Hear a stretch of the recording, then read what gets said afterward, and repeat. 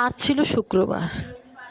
সকাল হতে না হতেই মা যেহেতু বাসায় ছিল, সে বিড়াল নিয়ে বসে গেছে, বিড়ালটাকে দুধ খাওয়াবে। আসসালামু আলাইকুম, কেমন আছেন সবাই? আশা করছি সবাই বেশ ভালো আছেন। আমরা আলহামদুলিল্লাহ পরিবার পরিজন নিয়ে বেশ ভালো আছি, যদিও মনটা অনেক খারাপ। যাই হোক, সব কিছু আল্লাহর ইচ্ছা। যাই হোক, এখন মাহা বিড়াল ছানাটাকে ফিটারে করে দুধ খাওয়াচ্ছে, তারপর একটু কোলে নিচ্ছে। বিড়ালটা আগের তুলনায় বেশ বড় হয়ে গিয়েছে।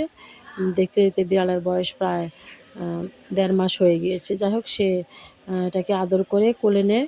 তাই আমি এটাকে প্রায় প্রতিদিন এটাকে শ্যাম্পু দিয়ে গোসল করে দিই, যেহেতু মাহা এটাকে কোলে নেয়। যাই হোক, এখন মাহা তার পাখিগুলো দেখাচ্ছে।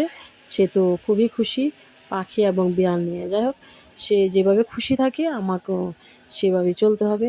যাই হোক, এখন মাহা বিড়ালটাকে এদিক সেদিক করে আমাকে দেখাচ্ছে যে আম্মু দেখো কী যে ভালো লাগে। যাই হোক, তারপর মাহা এদিক দিয়ে বছরের প্রথম ফলটা হাতে পেয়ে সে অনেক খুশি।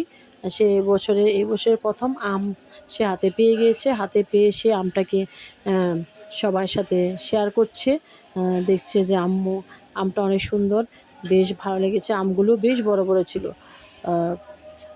এবং কাঁচা ছিল, দেখতেও খুব সুন্দর, খেতে তো ভীষণ ভীষণ ভালো লেগেছে। আমরা আমগুলি খেয়ে নিয়েছি। যাই হোক, যখনই আমগুলি বয়স দিচ্ছে আমার ইচ্ছে করছে যে আমি এখনই আমগুলি খেয়ে নিই।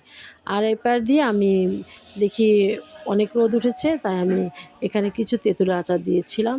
তেঁতুলের আচারগুলো শুকিয়ে গিয়েছে। প্রথমে তেঁতুলগুলিকে আমি একটু পানি দিয়ে চালনি দিয়ে চেলে তারপর আচারটা দিয়েছি। সরিষার তেল, চিনি আর পাঁচফোড়ন দিয়ে প্রথমে চুলায় এটা কড়াতে রেডি করে তারপর রোদে দিয়েছি। রোদে দিয়ে যখন 7-8 দিন রোদে দেওয়ার পরে এটা যখন শুকিয়ে গিয়েছে, তখন আমি এখন বয়মে সংরক্ষণ করে রেখে দিচ্ছি। আশা করছি আচারটা দেখে আপনাদের কাছে বেশ ভালো লেগেছে। আমার কাছেও দেখে বেশ ভালো লেগেছে। আমি যখনই বয়মে ঢোকাচ্ছি একটু একটু করে চেটেপুটে খেয়ে নিচ্ছি।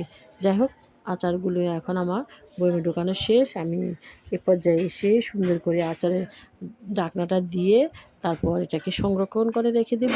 সারা বছর খাওয়া যাবে ইনশাল্লাহ। বাচ্চারা তো খেয়ে দেখে খুব খুশি হয়েছে।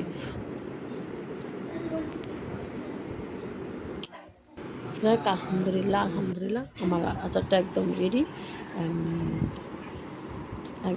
যাই হোক, এখন ঢাকনা দিয়ে আমি রেখে দেবো ইনশাল্লাহ।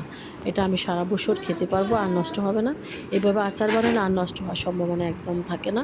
যাই হোক, সবাই ভালো থাকুন, সুস্থ থাকুন। আল্লাহ হাফিজ। আজ এখানে রাখছি।